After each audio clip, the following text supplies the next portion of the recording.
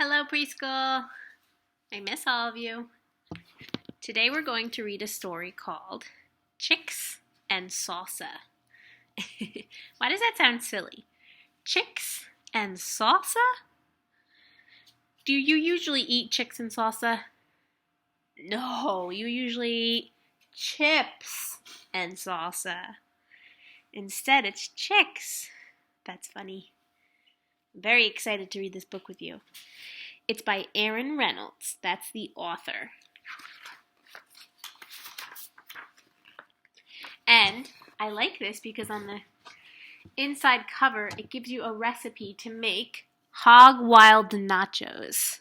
I'll share it on the side of the slide, okay? Does anybody like to eat Mexican food? Like tacos or quesadillas or nachos? Yummy. All right.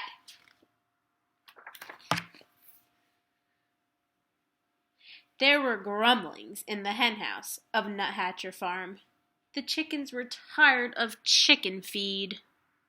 The rooster took it upon himself to solve this problem.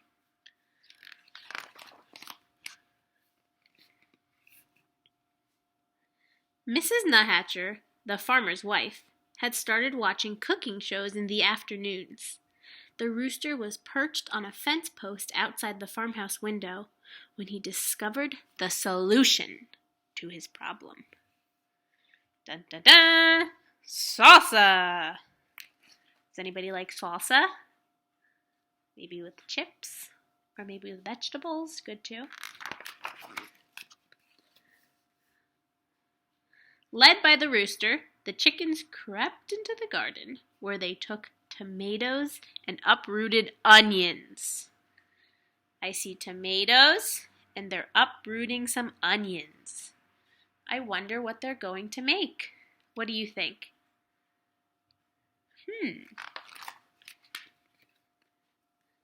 That night, the chickens ate chips and salsa, though nobody was quite certain where the chicks got the chips.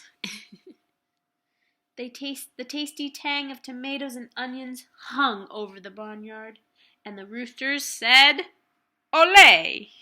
Can you say "Olé"?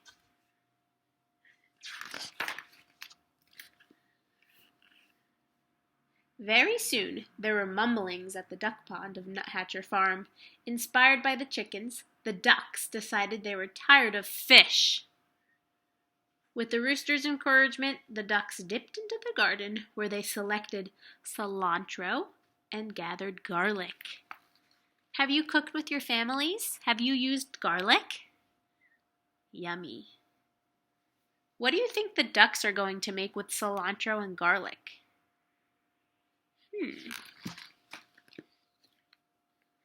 That night, the ducks ate guacamole, though nobody was quite certain where the ducks got the avocados. Remember we talked about avocados in our morning meeting? They're shaped like an oval.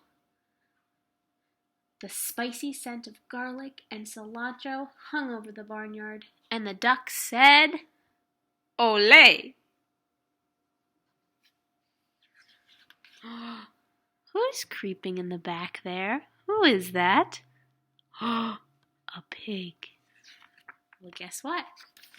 We're going to talk about the pigs next. That's a good hint that the author put into the story. I like that. It's called foreshadowing. The next morning, there were rumblings in the pig pen of Nuthatcher Farm. Overwhelmed by the aromas, the pigs decided they were tired of slop. No more slop. What do you think they're going to make? Let's find out. Uh-oh.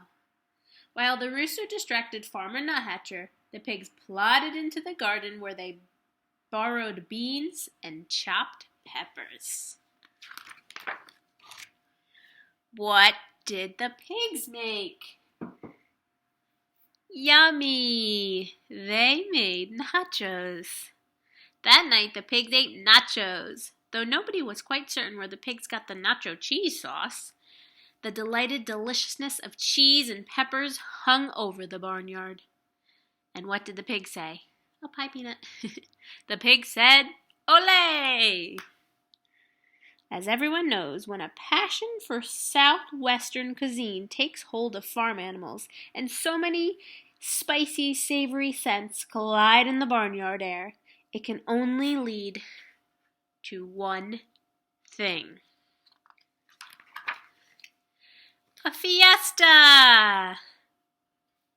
A fiesta's a party.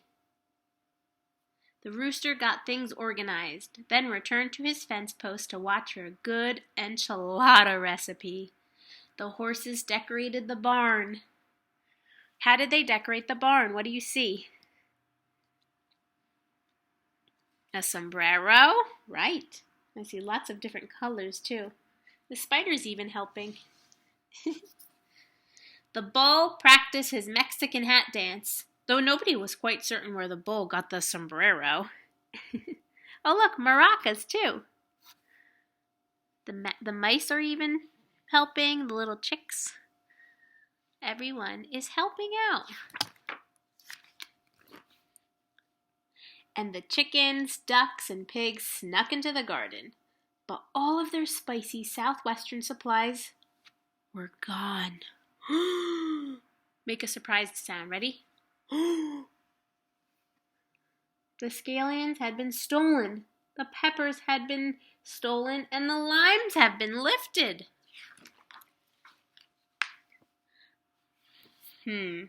But there were slurpings in the kitchen of Nuthatcher Farm. Stirred by the succulent smells in the barnyard, Mrs. Nuthatcher has decided to make tamales for the county fair. A saucy sweetness hung over the farmhouse kitchen, and Mrs. Nuthatcher said, "Ole!"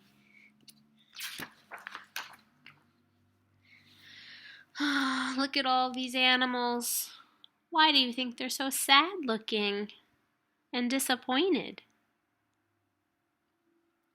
Disappointed, the animals canceled the fiesta. Oh no.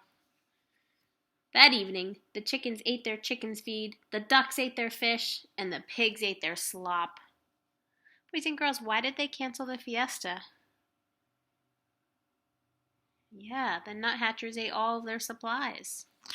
All of the food they were going to use.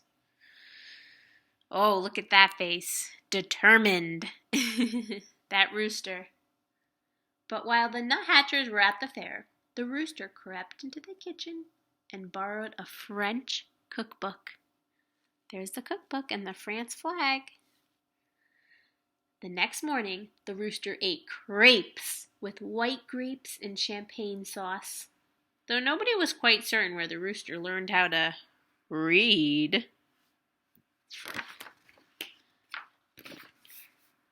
A satisfied smile stretched over the rooster's beak, and the rooster said, "Ooh la la." Now they're eating Italian food.